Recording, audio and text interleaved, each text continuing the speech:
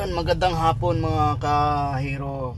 Video na to guys ay i-share ko lang po sa inyo ang maikling video na to tungkol sa kung paano natin ayusin ang oras ng ating sasakyan, lalo na sa mga Mitsubishi Mirage po.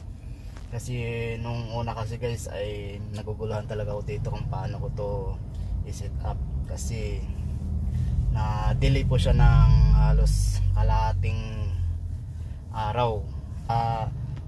Sa video nito guys, dahil nalaman ko na dahil tungkol dun sa manual, kaya yun, i-share ko po sa inyo guys. Ay kung makikita nyo po ang ganito na, halimbawa tapos naka-start na ang kotse nyo, naka-start po yan, naka-start po yan.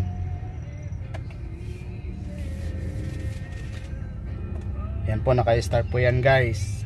So babalik tayo dun sa, pindutin nyo lang po ang gitna. Pagkapindot nyo po, pipindutin nyo po itong forward. Yan, magtuturo po ang arrow dyan.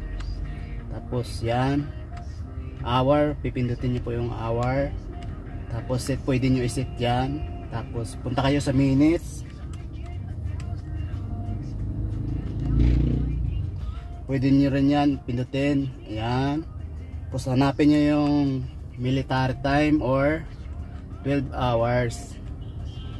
Andiyan na po yan guys. Yan o, military time po ito, 24 hours. Tapos pag binalik nyo 12 hours po. Yan, okay po.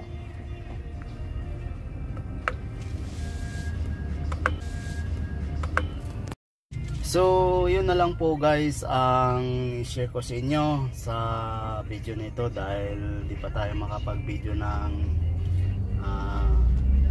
pang magandang content dahil busy nga tayo sa trabaho po natin. Habang nag-aantay po tayo sa opisina na attorney, ay nag-share lang muna ako ng konting kaalaman sa inyo tungkol sa hindi pa nakakaalam.